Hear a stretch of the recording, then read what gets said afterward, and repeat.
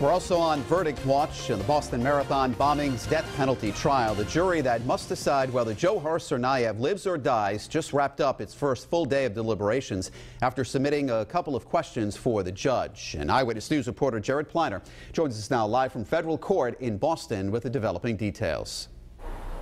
Mike, good evening. That is right. No verdict after what it was the first full day of deliberations. Jurors got underway at after 9 a.m. and so now we are just north of the 8-hour mark. They did send two questions to the judge and the court addressed them, hopefully clarifying some things.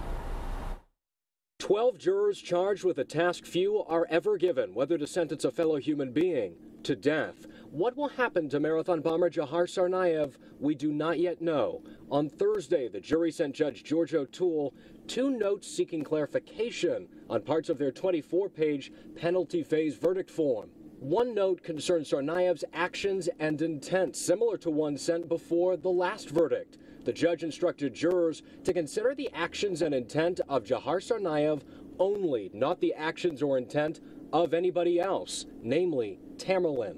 The second note addressed unanimity in a particular section and how they should record their views. The judge again attempted to provide clarity.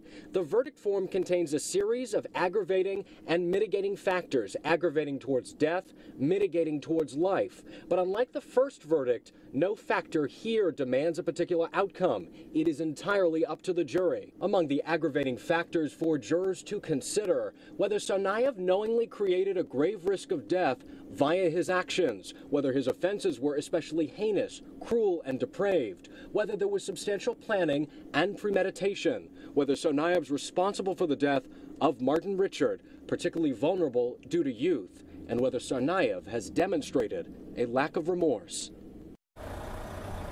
And coming up on Eyewitness News at 6, we take a look at the defense's list of mitigating factors also found in that very lengthy verdict form. It is a long list. Live in Boston with the Mobile Newsroom, I'm Jared Pliner, Eyewitness News. Now, verdict watch in the Boston Marathon bombings trial. Jurors have been deliberating now for more than 8 hours. They have to decide whether to send the 21-year-old to prison for the rest of his life or federal death row. New at 6, a look at the list of factors the defense hopes will spare Dzhokhar Tsarnaev's life. Eyewitness News reporter Jared Pliner joins us now live outside Boston Federal Court.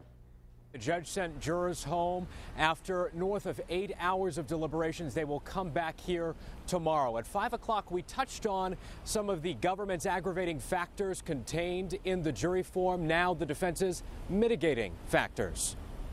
No penalty phase verdict after the first day of deliberations. What to do with Dzhokhar Tsarnaev? Should he head to federal death row or the ADX prison in Colorado? Jurors working their way through a complicated verdict form and likely having some interesting discussions. The 24-page packet contains aggravating and mitigating factors that jurors can consider in determining Tsarnaev's sentence. Aggravating weighs towards death, mitigating towards life imprisonment, but there is no mathematical formula. The decision is theirs. And they include Tsarnaev's age of 19 at the time of the attacks, the fact that he lacks a history of violent behavior. One factor alleges Dzhokhar was particularly susceptible to brother Tamerlan's influence. Another, that Dzhokhar was deprived of the parental and family stability needed during adolescence. And number 21 alleges that he has expressed sorrow and remorse for his crimes.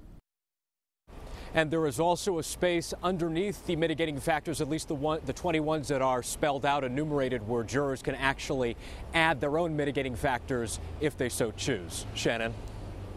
Jared, are survivors and relatives of victims present in the courtroom when the jury comes and goes?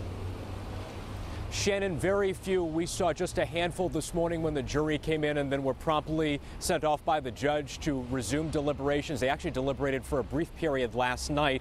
They got the case late, though, so this was really the bulk of the deliberations today, the first full day. From what we understand, survivors, families of victims, family of the deceased in the Seaport area generally, and they can get to the courthouse in a very short amount of time when the verdict comes down. Live in Boston, I'm Jared Pliner, Eyewitness News. All right, thank you again, and Jared will be back in Boston tomorrow. Count on Eyewitness News for continuing coverage of the verdict watch in the Boston Marathon bombings trial. We'll bring you the jurors' decision as soon as they reach it, right here on WPRI 12 and on our website, WPRI.com.